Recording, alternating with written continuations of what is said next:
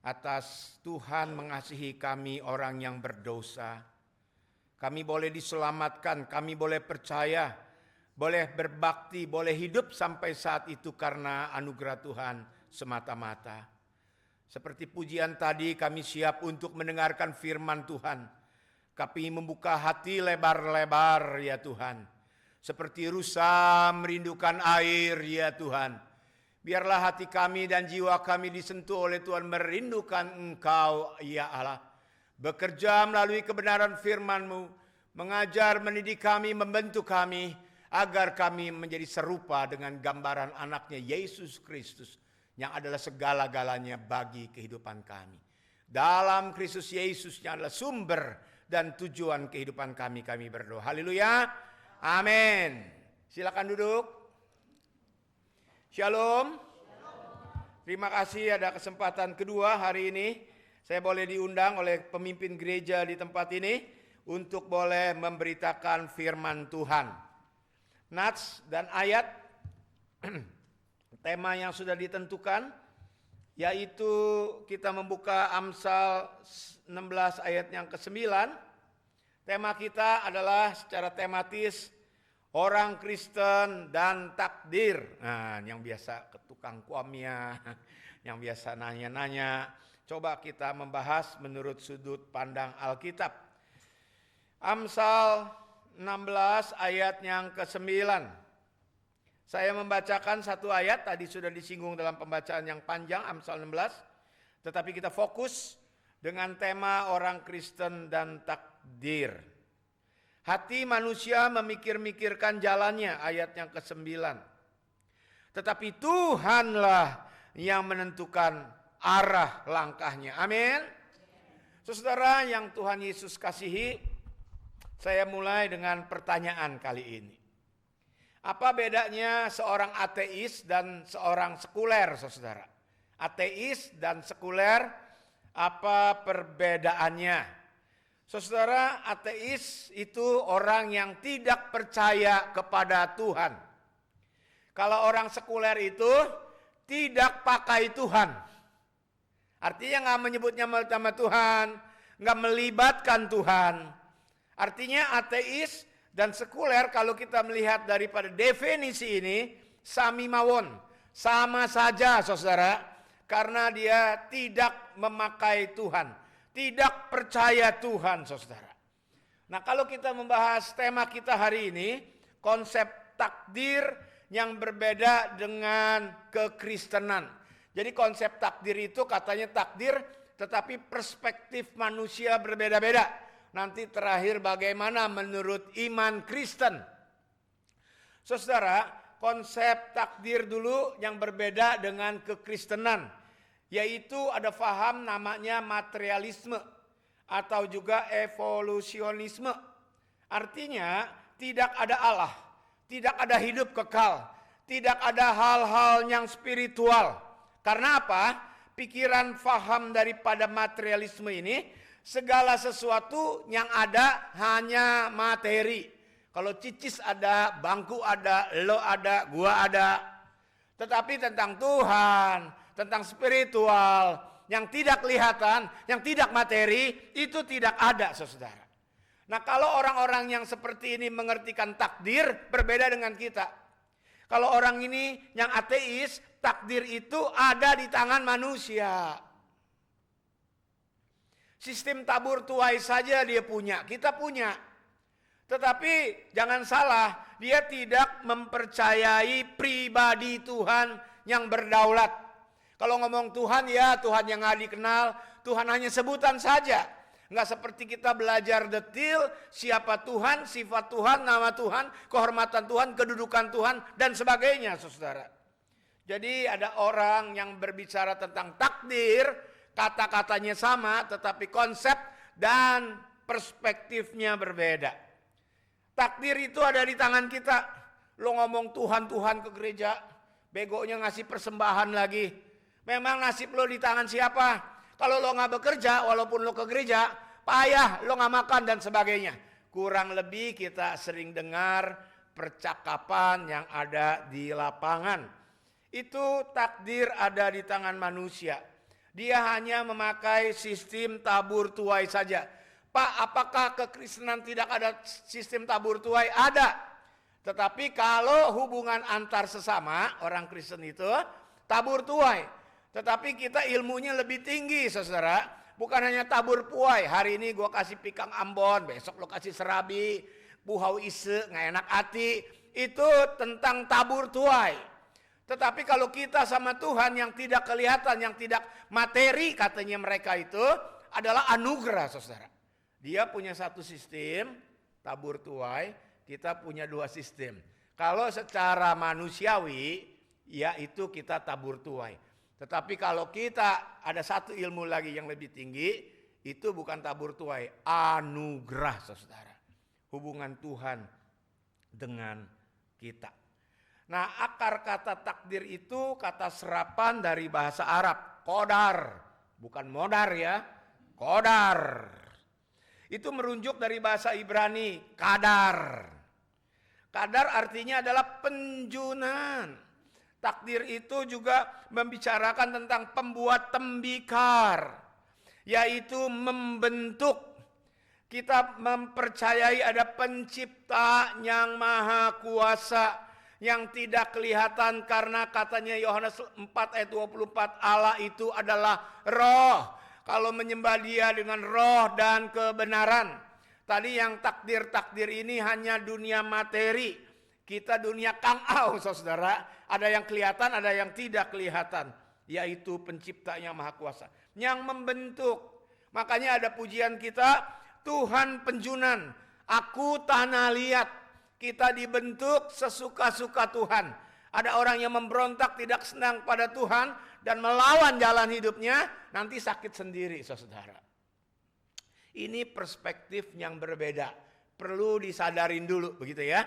Ada perspektif takdir itu di tangan manusia, nanti kekristenan kita bahas ada di tangan yang maha kuasa. Itu takdir kata serapan dari bahasa qadar Arab, Ibrani qadar. Tetapi sekarang menurut KBBI. Jadi kita mesti menggali menurut siapa ini takdir, ya. Baru rama-rama merapat kepada tema dan tema besar kita. Menurut KBBI yaitu ketetapan dan ketentuan Tuhan. Atau bahasa sehari-harinya juga menurut KBBI itu nasib, begitu ya. Nanti kita bisa membedakan beda takdir dan nasib.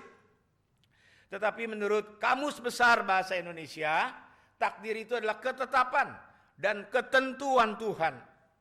Saudara, bagaimana dengan iman Kristen dan agama-agama lain?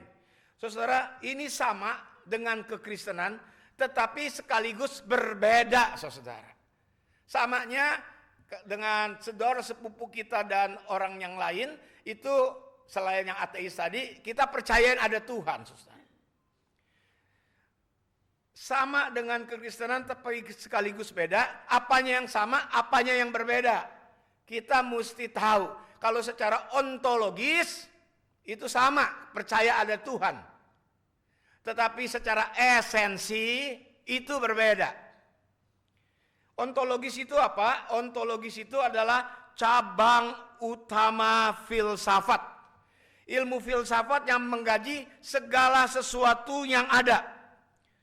Ontos itu yang ada, logos itu ilmu atau studi, saudara. Jadi studi tentang yang ada itu ontologis. Jadi kalau berbicara tentang apakah Tuhan ada, orang Islam bilang ada, orang yang lain bilang ada, kita bilang ada. Secara ontologis sama, karena ilmu tentang sesuatu yang ada di luar materi, lebih dalam daripada materi yang tadi orang ateis. Jadi kalau berbicara takdir ini dari siapa pemikirannya? Tetapi kalau esensi Tuhannya berbeda. Esensi itu adalah fundamental, perbedaan yang sangat mendasar, saudara. Karena kekristenan Tuhan menyatakan diri, yaitu Allah Tritunggal yang dinyatakan di dalam Tuhan Yesus Kristus. Ini unik, tidak dikenal oleh dunia ini, tetapi ini yang dinyatakan Alkitab. Jadi kalau ditanya semua agama sama enggak? Apa yang sama, apa yang beda dulu? Tetapi hari-hari kita pakai bahasa glodok, pakai bahasa toleransi, pakai bahasa sehari-hari, sama gitu ya. Hari ini mesti lebih pintar lagi. Secara ontologis, bukan ongol-ongol ya, ontologis atau esensi. Secara ontologis sama-sama mengakui Tuhan ada, tetapi secara esensi sangat berbeda. Karena kita percaya Allah Tritunggal yang dinyatakan di dalam Tuhan Yesus Kristus, yang kita agungkan nama ini selama-lamanya. Sekarang pertanyaan yang berikut, takdir apa beda dengan nasib? Nah ini lagi nih ya. Takdir itu lebih mengarah pada rancangan dan tujuan ilahi yang lebih besar. Termasuk aspek yang tidak bisa kita ubah. Misalkan kelahiran kita, jenis kelamin kita. Saya kalau laki-laki, kalau mau dibuat cewek ya melawan takdir Tuhan, saudara. Makanya LGBT untuk doktrin kita tidak sahkan, saudara. Kita hormatin, kita layanin supaya dia bertobat, balik lagi kepada takdirnya, kepada esensinya diciptakan Tuhan. Jadi kelahiran, jenis kelamin, kematian. Kita nggak tahu kapan kita mati, tetapi Tuhan tahu. Tuhan yang berdaulat. Orang ateis mah, bego lo ah. Nah ini kurang lebih perbedaannya. Saya adegan supaya tahu, jangan polos-polos banget. Dan akhirnya kita pegang Alkitab nanti, menurut Alkitab. Saudara, kalau nasib itu kehendak bebas manusia. Ada yang membedakan takdir dan nasib. Kalau tadi takdir mengarah pada rancangan tujuan ilahi yang lebih besar. Ini aspek yang tidak bisa berubah. Kelahiran kita, jenis kelamin kita, kematian kita. Itu sudah ditentukan oleh Tuhan. Tetapi nasib itu lebih kepada kehendak bebas. Kehendak bebas artinya adalah respon, upaya, hasil dari pilihan kita, saudara. Lebih terkait pilihan dan tindakan kita sehari-hari yang membawa konsekuensi bisa berubah. Dan pakai ilmu yang kedua tadi, menuai apa yang ditabur. Galatia 6 ayat 7, jangan sesat, apa yang kita tabur kita tuai. Kita juga punya ilmu itu, saudara. Tetapi kopling kita banyak, bukan hanya satu. Tetapi ada anugerah yang Tuhan berikan. Artinya apa yang bisa berubah? Kita dari keluarga miskin, kita motivasi anak kita suruh belajar sungguh-sungguh. Atau bekerja menjadi pegawai yang baik. Dulu ada orang OB, terus lama-lama naik jadi karyawan. Lama-lama dipercaya, karena banyak orang yang S2, S3 nggak dipercaya. Akhirnya bos mengatakan, wah dia udah puluhan tahun ikut gua. Walaupun dia lulusannya tidak S Lilin dan S Mambo dan sebagainya, tetapi dia bisa jadi direktur. Ada orang yang dipercayai menjadi direktur karena kepercayaannya. Nah dia memperbaiki nasib. Dulu lahir di bawah kolong jembatan. Dulu lahir bapaknya punya anak 7, rumahnya kecil 3x4. Wah ada tidur numpuk. Mungkin banyak di antara kita yang seperti ini ya. Ini bisa berubah nasibnya. Karena apa? Kita bekerja, kita sungguh-sungguh, kita dapat dipercaya. Nah ada membedakan takdir tidak bisa berubah, itu dari Tuhan. Jangan lo robah-robah, kalau robah menjadi masalah. Tetapi kalau nasib itu seperti orang, ya makanya ada perbaikan nasib kita. Kita belajar sungguh-sungguh, kita bekerja dengan baik, kita hidup jujur. Nanti Tuhan melihat dan memperbaiki nasib kita. Karena ada perbuatan kita yang mempunyai vision, masa depan kita harus lebih baik. Nah ini pengertian-pengertian yang ada. Mari kita masuk sekarang sesudah definisi-definisi beberapa perspektif Amsal 16 ayat 9 ini. Jadi makna kalimat yang ada di Alkitab, kalau kita sudah mendapat banyak sudut pandang, banyak aspek, dikatakan ayat 9 Amsal 16. Hati manusia memikirkan jalannya. Ini menggambarkan yang tadi kemampuan manusia untuk merencanakan sesuatu. Manusia memiliki pilihan, manusia memiliki ambisi dan membuat keputusan dalam hidupnya. Tiap hari kita membuat keputusan loh, yang besar maupun kecil. Hari ini saya mau pakai baju apa? Hari ini sih kayak ke gereja naik apa? Itu keputusan-keputusan yang kecil sampai yang besar. Yang besar gua mau kawin sama siapa? Yang besar ini bisnisnya diambil enggak? Proyek dan sebagainya. Tiap hari kita memilih, saudara. Dan itu dikatakan hati manusia atau pikiran manusia memikir-mikirkan jalannya. Ini menunjukkan kita mempunyai kehendak bebas. Kita mempunyai kemampuan.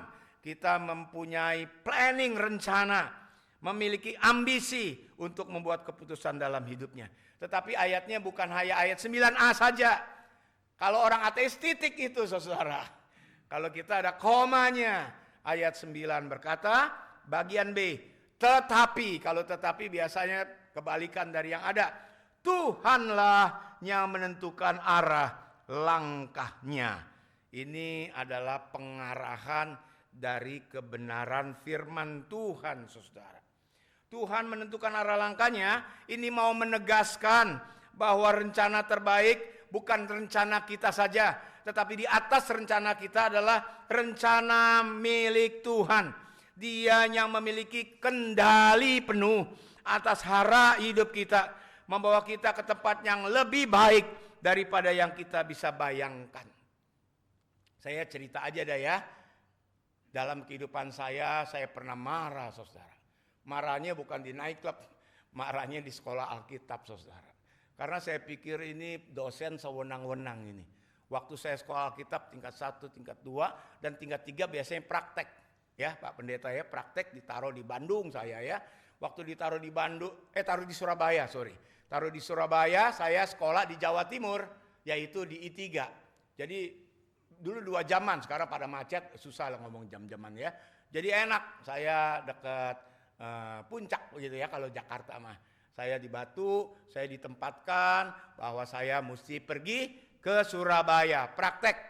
Nah, habis itu saya kalau ada waktu kosong karena 2-3 jam gitu ya, saya ke Surabaya, saya mau tahu lihat gerejanya, tidurnya di mana. Ini masih kunyu-kunyu nih, saya masih remaja. Jadi saya pelajarin gerejanya, liturginya, pendetanya, tidur saya di mana, konsistori dan sebagainya. Jadi udah mantep ini, saya ada di Surabaya prakteknya setahun. 1 minggu atau 10 hari sebelum berangkat mahasiswa dan teman-teman saya dikasih pengumuman bahwa kamu bukan praktek di Surabaya, kamu praktek di Bandung. Yang lain gak dirubah. Ini si bodoh, si idealis, saya bilang kurang ajar. Ini kan orang nih bukan barang. Lu pindahin enak tinggal 10 hari, seminggu pindahin dari A ke B seenak-enaknya saja. Saya sudah survei, saya sudah lihat, saya sudah pelajarin. Waduh, pokoknya saya cukup marah. Wah, ini kalau cari kehendak Tuhan, Pak dosen ini kurang manusiawi nih. Gua manusia nih, begini-begini. Jadi saya tahu di balik itu mungkin ada masalah sekolah Alkitab dan juga gereja begitu ya. Jadi ditaruh mau yang di Bandung itu laki-laki. Waduh, gue jadi bemper juga nih. Yang tadinya perempuan begitu ya. Laki-laki dia pikir kalau dipukul pun kuat begitu ya. Dan akhirnya ya udah saya marah, nggak ngerti kehendak Tuhan dan sebagainya. Saya memberontak dan kampus saya mengatakan kalau kamu menjadi mahasiswa, nurut aja lah. Kalau enggak ya keluar jadi mahasiswa begitu ya. Sampai kata-katanya seperti itu. Waduh marah, tapi saya terbatas, jengkel sekali ya. Ma dosen ini, waduh saya paling benci dosen ini nih. Karena dia yang disuruh pengumuman, padahal mah hasil rapat itu ya. Dan akhirnya dengan bersungut-sungut, saya ditempatkan di Bandung, saudara. Udah orangnya berbeda, lagi ada masalah dengan kampus. Aduh, gue jadi bemper, gue kesel. Pokoknya minggu pertama, minggu kedua, minggu berikut, bulan, 2 bulan. Pokoknya kesel aja lah. Udah pengajaran beda, kepemimpinan berbeda. Wah, gue dikorbanin nih. Kenapa yang tadi perempuan di sini ditaruh tempat lain, gue yang ditaruh di sini. Pokoknya ngoceh terus. Capek dah pokoknya kalau orang bodoh ngomel-ngomel, saudara. Tahu-tahu kalau saya nengok ke belakang itu kan puluhan tahun yang lalu itu. Sekarang saya udah emeritus, udah umur 60 tahun gitu ya. Itu mungkin masih 20 tahun atau belasan tahun. Tahu-tahu Tuhan memberi jalan. Saya dapat jodohnya di Bandung, saudara. Itu orangnya tuh. Jadi seringkali kalau kita tahu begini, kita sering marah-marah, kita berdoa, nggak ngerti apa yang kita doakan. Dan mau maksa Tuhan supaya apa jadi menurut kehendak kita, saudara. Nah ini repotnya manusia. Jadi kalau udah tahu lihat belakang itu, sering bodoh orang Kristen. Tuhan gue mau begini, Tuhan mau begini, anak gue begini. Kita atur semuanya saudara. Itu seperti orang ateis saudara. Cuma punya materialisme dan juga pikiran kita. Tetapi jalan Tuhan indah saudara. Jalan Tuhan indah. Dan saya melihat kalau nengok ke belakang, kalau ulang tahun, kalau tahun baru nengok ke belakang. Ada tikungan-tikungan, saya marah, ada kepahitan. Bego sendiri ya ternyata ya. Karena di atas kita ini ada Tuhan. Itu Amsal 16 ayat 9. Breakdownnya seperti itu. Kita memikir-mikirkan rencana planning buat gua hebat-hebat. Tetapi Tuhan memberi yang terbaik. Artinya apa? Kalau gua praktek dulu di Surabaya, istri gua bukan itu. Mungkin yang lain, yang salah, yang jelek dan sebagainya saudara. Jalan hidup kita sama saudara. Kita mau ke kiri, tahu-tahu Tuhan ke kanan. Kita mau bisnis ini, tahu-tahu Tuhan buka jalan yang lain. Gue mau bisnis listrik, ada yang bilang ini Tuhan bukain. Akhirnya dia maju, kaya jadi sponsornya gereja. Dulu ngotot listrik, sekarang pabrik tas saudara. Itu contoh-contoh kita kadang-kadang perlu ngotot dalam hidup ini untuk hidup dalam kebenaran. Tetapi kadang-kadang kita harus menyerahkan diri. Karena jangan lupa ada blessing in disguise saudara. Ada berkat tersembunyi yang Tuhan sediakan bagi kita. Kalau saya masih remaja itu tolol, doanya salah, marahnya salah. Malu sendiri kita. Kalau melihat kita tangan Tuhan memimpin hidup kita sampai saat ini. Makanya Amsal 3 ayat 5 berkata, percayalah kepada Tuhan, percayanya lebih dulu. Dan jangan bersandar kepada pengertianmu sendiri. Apa yang dimaksud daripada Amsal ini 16 ayat yang ke-9, Amsal 3 ayat yang ke-5, implikasi praktisnya adalah kita boleh berencana, bahkan harus. Jangan tolol-tolol teing menjadi orang Kristen, mentang-mentang ada Tuhan. Kita punya pilihan, kita punya rencana, kita dikasih otak, makanya kita sekolah terus bagus saudara. Makin matang perencanaan kita, kemungkinan besar keberhasilan kita makin besar peluang untuk kita berhasil saudara. Makin kita nggak berencana, main tembak-tembak saja, ya ini biasanya kurang akademik nih ya. Karena ada orang Kristen anti logika, terlalu semangat anti logika. Tetapi kekristenan di sini dibukain, percaya juga, memikirkan juga. Sipua jalan saudara, tetapi hati juga ada. Jangan sampai terbalik. Tidak boleh menjadikan rencana kita seperti berhala, membuat segala-galanya. Jadi kita boleh berencana, bisnis, planning, program dan sebagainya. Tetapi kadang-kadang kita percaya sama diri kita sendiri, kita punya Tuhan, ya kita singkirin aja. Biasanya itu kita nggak gumulin, kita buat rencana. Lama-lama rencana itu menjadi segala-galanya, rencana itu menjadi berhala buat kita.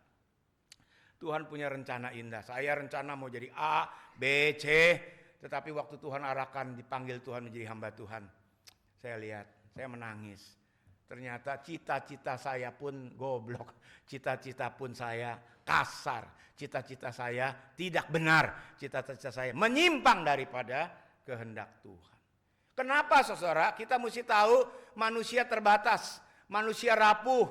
Manusia itu hanya tahu apa yang sudah dilalui. Kita nggak tahu apa yang di depan. Makanya Pengkhotbah 3 ayat 11 berkata, ia membuat segala sesuatu indah pada waktunya. Bahkan ia memberikan kekekalan dalam hati mereka. Ingat saudara, semua program, semua ini kita ada materi. Tetapi di dalam firman Tuhan juga mengajarkan kekekalan. Firman Tuhan mengajarkan keterbatasan manusia.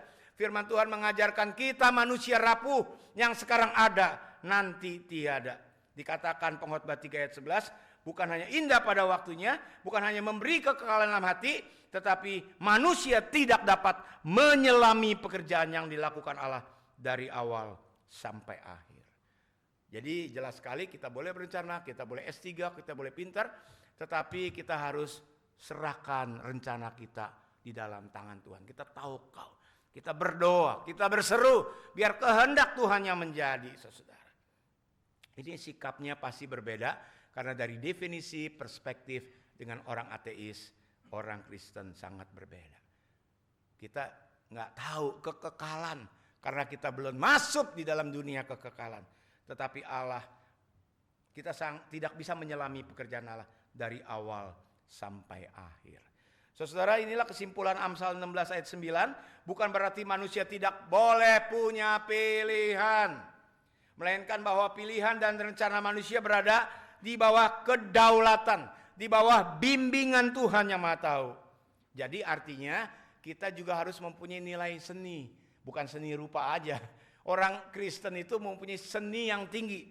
Seni apa? Untuk menyeimbangkan antara perencanaan dan penyerahan diri kepada Tuhan. Jadi kita jangan kaku-kaku teing kalau jadi orang matematika, jadi orang ilmu pasti begitu ya. Tetapi kalau iman itu punya seni. Ini kita rencanakan, ini kita usahakan. Tetapi kalau udah pada saatnya, ini kita serahkan kepada Tuhan. Kapan ini? Hanya Tuhan yang berbicara kepada kita. Terus sekarang nanya lagi, Pak Pendeta, takdir kita apa nih? Dari tadi cerita Kwamya, cerita orang lain gitu ya. Takdir kita apa sih? Sudah ditulis oleh Alkitab, saudara. Secara garis besar. Roma 8 ayat yang ke-30. Mari kita buka. Supaya kita tahu kita sudah ditakdirin Tuhan juga ini ya. Dengan bahasa lain ditetapkan, ditentukan Tuhan. Orang-orang percaya. Roma 8 ayat 30. Saya membaca ya. Mereka yang ditentukan dari semula, itu takdir saudara. Mereka itu juga dipanggilnya. Kita ditentukan menjadi anak Allah, pilihan Tuhan. Kalau bahasa reform itu dipredestinasikan. Kita dipilih menjadi anaknya. Kita ditentukan. Kita dipanggil. Mereka yang dipanggilnya mereka juga dibenarkan. Kita bukan orang benar tetapi kita dibenarkan. Mereka juga yang dibenarkan, mereka juga dimuliakan. Makanya kalau siapa tuh orang hebat? Saya pikir nggak ada orang hebat di dunia ini. Tetapi kalau dia sudah innalillahi wa inna ilaihi rajiun, ya, baru dia bisa dikatakan. Karena manusia, pendeta sekalipun orang umur 70 bisa jatuh ke dalam dosa. Saya lihat hidup ini, saudara. Di luar negeri, di dalam negeri bisa aja, saudara. Udah umur 70, yang katanya sudah letoy, saudara, masih bisa selingkuh, masih bisa menyimpang. Bukan hamba Tuhan ecek-ecek kayak saya. Hamba Tuhan yang hebat sekalipun, saudara. Makanya jangan dibanggakan kalau kita banyak berhasilan. Jangan dibanggakan kespiritualan kita hebat ini. Kita sudah puluhan tahun melayani Tuhan. Kita harus banyak merendahkan diri jadi hamba Tuhan, jadi pelayan Tuhan. Walaupun kita sudah tua, musinya ilmu padi. Orang Tiongkok bilang tambah kita berilmu, harusnya tambah nunduk. Itu sejalan dengan pikiran. Jadi takdir kita di ayat 30. Ditentukan, dipanggil, dibenarkan, dimuliakan. Nanti kalau kita sudah dipanggil Tuhan, biarlah orang-orang yang menilai hidup kita. Bayangkan ini ada peti jenazah, orang-orang datang, kalau bilang baguslah dia mati, bikin berisik di gereja. Gagal hidup lo. Walaupun pendeta, pendusta, siapalah begitu.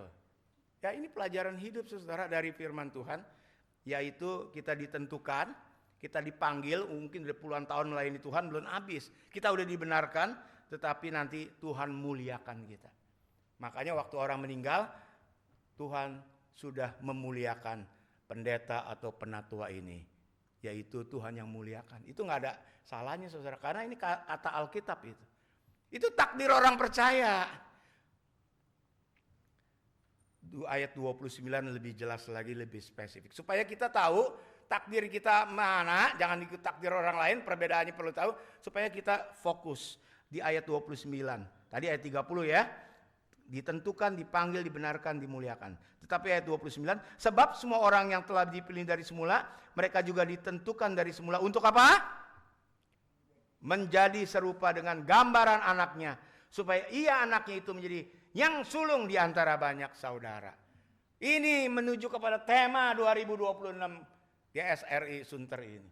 Kristus di atas segalanya. Nyampe deh ke situ tuh. Jadi kita bisa tahu ada perbedaan di dunia ini. Kita sudah tahu apa kata firman Tuhan. Kita sudah tahu fokus kita kemana ini. Ini mau dibahas. kita hidup seperti Kristus. Itu yang Tuhan inginkan. Jadi jangan lagi pergi ke Kang Tuamnya, nanya di depan kayak apa. Saya suka ke Pantai Indah Kapuk ngopi sama teman-teman, ada orang Kuamia. Saya lihat orangnya aja susah hidupnya. Ngecek susah banget begitu hidupnya ya. Dia mau Kuamia hidup kita, saudara. Kita punya Tuhan yang sudah menentukan, yang sudah membenarkan. Dan pada suatu saat kita dimuliakan. Kita nggak perlu tukang Kuamia lagi, saudara. Kita perlu duduk di bawah kaki salib Tuhan untuk tersungkur melihat. Makanya kalau tradisi dan firman Tuhan masih kecampur, kita nggak sejati menjadi orang Kristen, saudara.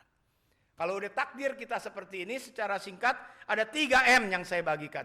Jadi sikap kita bagaimana Pak Pendeta menurut Alkitab? Ada 3M sikap yang benar menyangkut tema tahunan kita, menyangkut orang Kristen dan takdir. Secara singkat saja, yang M pertama adalah menempatkan Kristus di tahtanya, saudara. Ini penting sekali pada zaman sekarang, menyatakan menempatkan Kristus di tahtanya. Ini pemahaman terlebih dahulu. Jangan selalu operasional, saudara.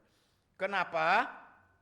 Karena ada yang mengatakan Kristus itu seorang nabi. Dan kalau kita lihat YouTube, ikut-ikutan. Ada yang mengatakan Kristus itu hanya malaikat. Itu kayak saksi Yehova, saudara ya. Ada kaum liberal juga, gereja-gereja tertentu bersama-sama mentoleransi keberadaan Kristus. Mereka mengatakan Kristus hanya salah satu juru selamat. Jadi yang lain bisa selamat, nggak melalui Yesus Kristus. Pertanyaannya, ngapain Tuhan datang ke dunia, saudara? Itu sama juga menghina, juga nggak menghargai kedatangan Kristus yang kedua kali. Dan dia bilang, akulah jalan, akulah kebenaran, akulah hidup. Tidak ada seorang pun yang datang kepada Bapa kalau tidak melalui aku. Jadi kalau membahas tema ini perlu pemahaman terlebih dahulu, saudara. Karena di dunia ini, di YouTube tiap-tiap hari kita bisa diombang-ambingkan pengajaran zaman sekarang. Ada yang bilang nabi, Kristus itu malaikat, Kristus itu ciptaan tanpa disadarin. Karena Tritunggal susah, kita malas belajar, mau yang praktis-praktis saja. Sehingga kita tidak mendapatkan Kristus di tahtanya. Kristus yang kita kenal, yang kita gembar-gemborkan adalah yang lahir, bayi, kain lampin, dia manusia, bodoh sekali, orang Kristen menyembah manusia. Ini kalau kita tidak belajar dengan sungguh-sungguh, ya kita ikut-ikutan, saudara. Kita bukan menyembah manusia, tetapi Allah yang menjadi manusia. Allah yang melawat, Allah yang mau berbelas kasihan, Allah yang mau membenarkan kita. Allah yang mau merasakan nangis. Allah mau menyatakan apa itu lapar, saudara. Dia yang ilahi berinkarnasi menjadi manusiawi. Ini rahasia besar yang harus dipahamin orang Kristen. Kalau titik berangkatnya saja pemahaman kita, pengajaran kita nggak mantap ini, saudara, bisa bengkok-bengkok kekristenan kita. Gampang digoyahkan. Karena itu jangan melihat Yesus dengan di kain lampin dan sebagainya. Mari kita buka Ibrani 1 ayat yang ketiga. Kita harus menempatkan Kristus di tahtanya. Ini temanya, Kristus di atas segala-galanya. Tanpa kita mengerti ketritunggalan Allah, doktrin yang sangat kuat ini, Kristus di atas segala-galanya. Ibrani 1 ayat yang ketiga. Dialah cahaya kemuliaan Allah, gambar keberadaan Allah yang sesungguhnya. Karena Allah itu roh, waktu dia datang ke dunia materi, dia merendahkan diri, ya keberadaan itu adalah Allah. Menopang segala sesuatu yang ada dengan firman-Nya, yang penuh kekuasaan. Tolong garis bawahi, dia bukan hanya bayi yang lampin yang kita rayakan terus, sampai lupa ayat-ayat yang lain. Dia dikatakan menopang segala sesuatu yang ada di firman-Nya, yang penuh kuasa. Termasuk langit dan bumi, termasuk sejarah, termasuk rumah tangga kita, termasuk hidup kita sampai sekarang. Semuanya adalah karena Kristus. Karena Kristus adalah segala-galanya dalam kehidupan kita. Kalau ini nggak mantap, saudara, nanti gampang diombang-ambingkan kian kemari. M yang kedua yaitu mempersilakan Kristus mengatur hidup kita. Kadang-kadang kita tanpa disadari mau mengatur diri kita sendiri, tanpa berdoa, tanpa minta pimpinan dan tuntunan rahmat Tuhan. Saya mau cerita aja deh ya, supaya praktis kali ini. Jangan kita mau mengatur Tuhan, nanti nggak benar lah hidup kita, begitu saudara ya. Karena ada Satu rumah tangga ini ada ketukan pintu. Ini cerita ilustrasi saja. Habis ketukan pintu, dia buka pintu. Oh, Tuhan Yesus datang. Oh, dia tahu nih. Tuhan Yesus ini adalah orang yang baik, sering berdoa. Karena dia mau mampir di rumahnya, dia kasih masuk saudara. Terus sudah gitu ditaruh di kamar 2x3 di atas. Engkau boleh berdoa di sini, engkau boleh melakukan segala sesuatu di tempat ini. Kepala keluarga habis buka pintu mempersilakan karena dia tahu Yesus baik begitu ya. Tetapi beberapa jam kemudian ada ketukan pintu lagi. Waduh, tamu yang berikut mukanya garang, hitam, legam, rambut seperti Rod Stewart saudara. Bahwa dia bilang, kepala rumah tangga, saya mau mampir di rumahmu, boleh atau tidak? Kalau bilang nggak boleh, dia marah saudara. Karena dia tahu iblis ini jahat. Iblis ini suka mengganggu orang, iblis itu suka menggoda, akhirnya tidak boleh. Iblis itu marah. Baru berapa jam yang lalu ada tamu boleh, kenapa saya tidak boleh? Dia marah. Kalau marah biasanya iblis kayak preman gila saudara ya. Dia masuk ke rumah tangga itu, dia obrak-abrik rumah tangga itu. Kepala rumah tangga, ibu rumah tangga, anak-anak masuk di kamar yang di bawah saudara. Dan diobrak-abrik, panci, dangdang, buffet, semua ya lah. Wah, kalau iblis sudah ngamuk tahu sendiri ya.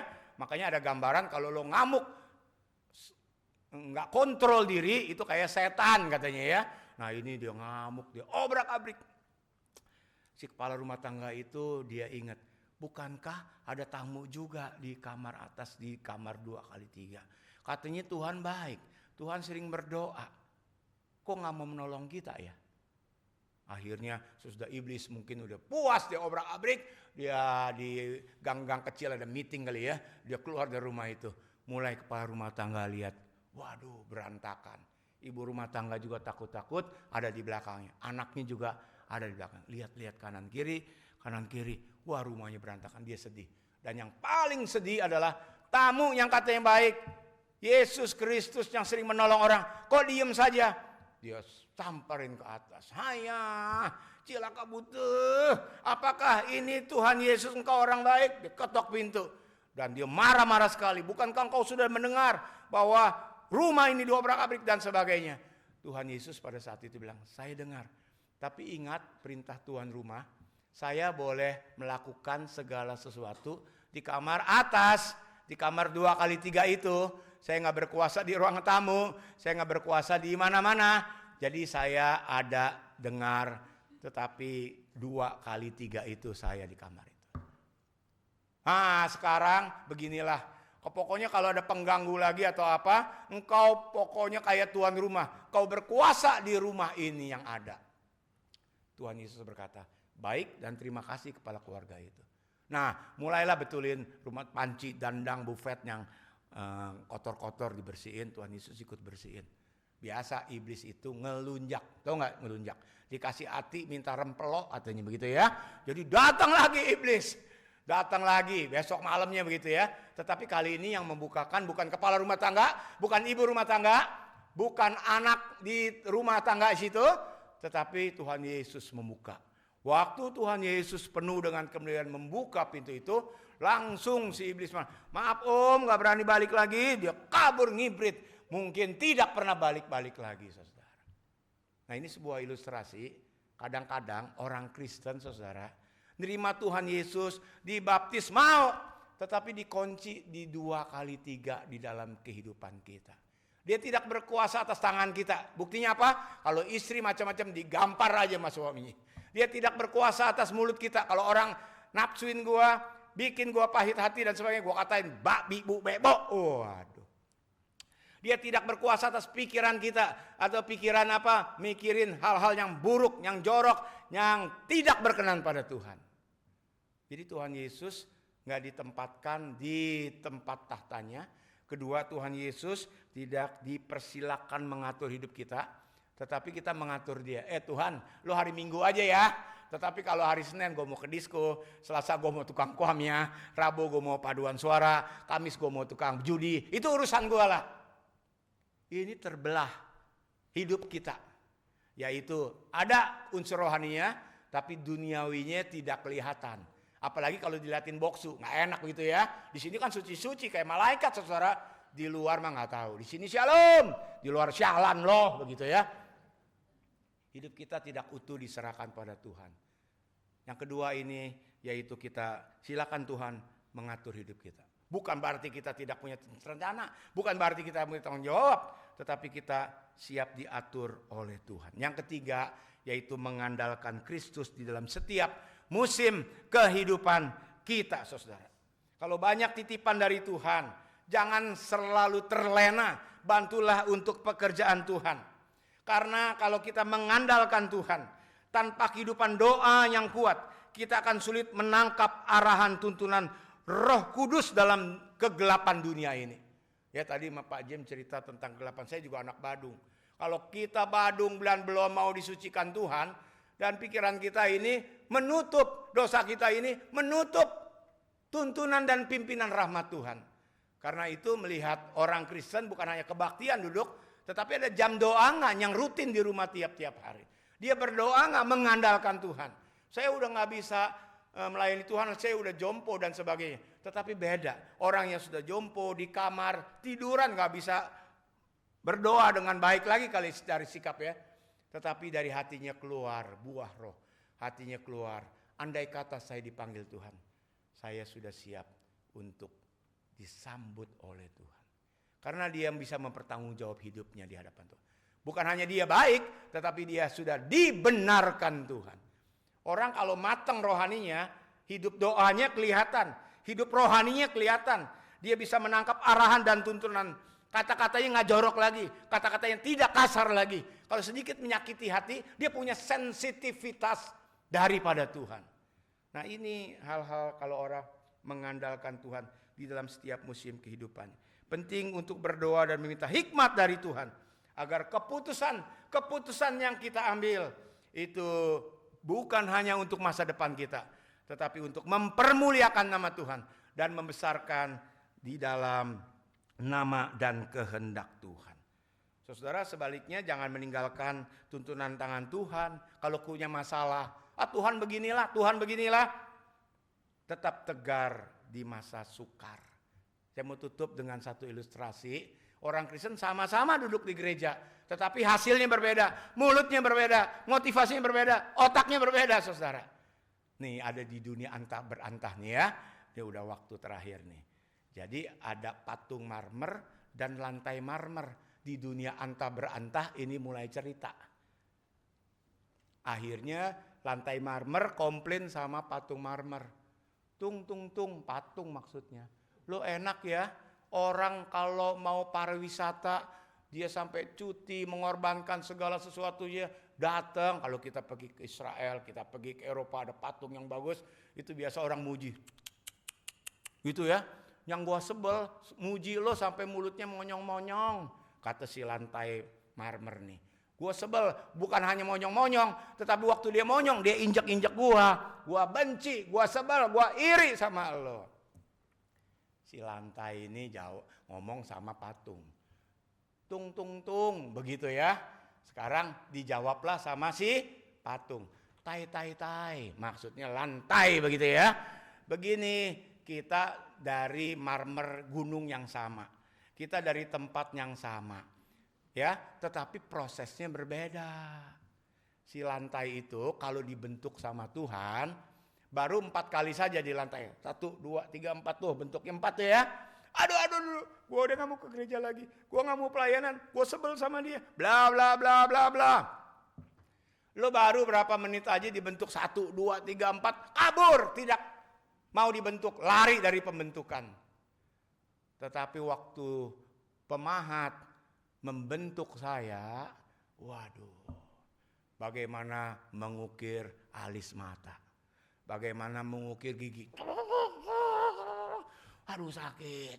Bukan sehari 2 hari. Dia ulang lagi, besok dia ulang lagi, berminggu-minggu, berbulan-bulan. Yang paling saya kesel waktu membentuk hidung saya. Pakai bor yang gede, bolong langsung gua. Marmer ini dari gunung yang sama, tetapi dibentuknya berbeda. Yang satu lari terbirit-birit karena sedikit nggak dia senangi. Tetapi yang satu dibentuk berbulan-bulan bahkan bertahun-tahun. Itu lantai maksudnya. Perbedaan kita. Yaitu bukan dari mana, tetapi prosesnya.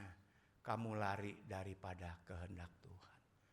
Dan nanti di akhir hidup kita bisa marah-marah sama Tuhan. Tetapi orang yang mengandalkan Tuhan, dia memuji Tuhan karena mau bertemu dengan Tuhan Yesus Kristus.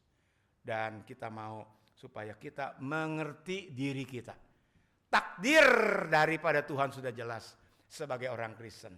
Kita ditentukan, kita dipanggil, kita dibenarkan, kita dimuliakan supaya serupa dengan Kristus. Tetapi apakah kita mau dibentuk? Adakah yang belum dibentuk mulut kita, pikiran kita, hati kita? Apa aspek kehidupan kita? Ada rumah tangga yang sedang ribut sama anak, ribut sama orang kantor. Apa yang membuat kita gak sejahtera? Jangan ngomong tema orang Kristen dan takdir saja. Tetapi maukah kita menyerahkan hidup kita, kelemahan kita, supaya kita dibentuk. Tuhan penjunan ku tanah liat. Mari kita meresponin firman Tuhan ini. Kita tundukkan kepala. Kita mau mendengarkan satu pujian. Biarlah ini menjadi doa kita. Biar ini menjadi respon kita. Dan biarlah kita pribadi demi pribadi. Kelemahan kita masing-masing berbeda-beda. Pembentukan kita berbeda-beda. Kondisi keuangan kita juga berbeda-beda.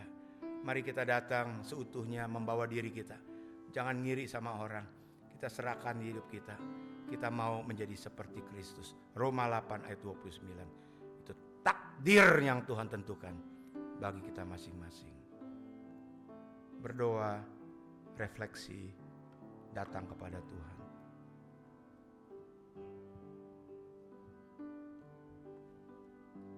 Change my heart, oh God. Make it ever true. Change my heart, oh God. May I be like you.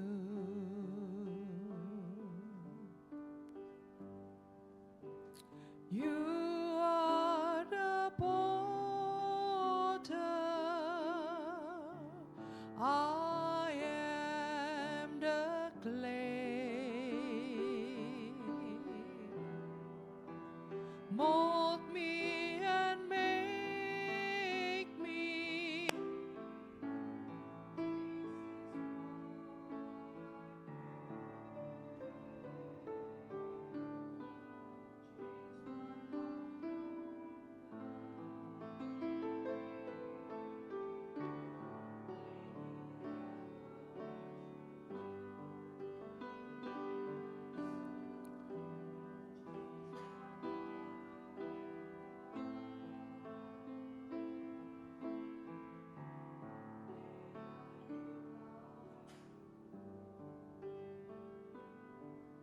Datang kepada Tuhan.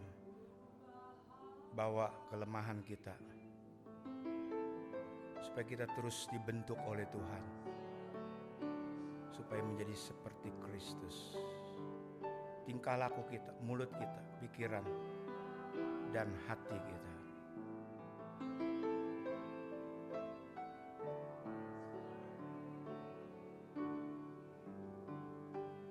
Ambil waktu teduh berdoa kepada Tuhan.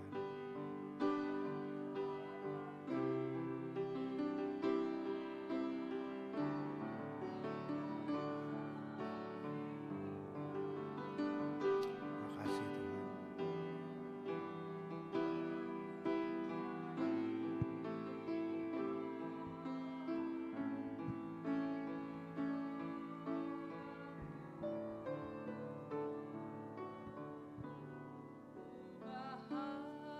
Hatiku seputih salju, ubah hatiku seperti Kau Yesus, Engkau penjunan. Engkau penjunan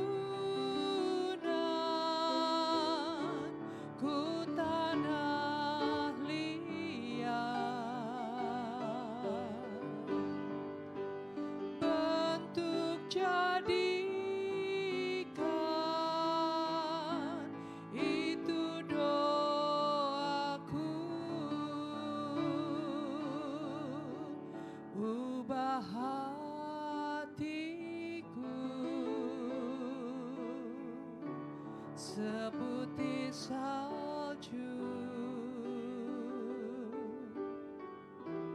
Ubah hatiku seperti kau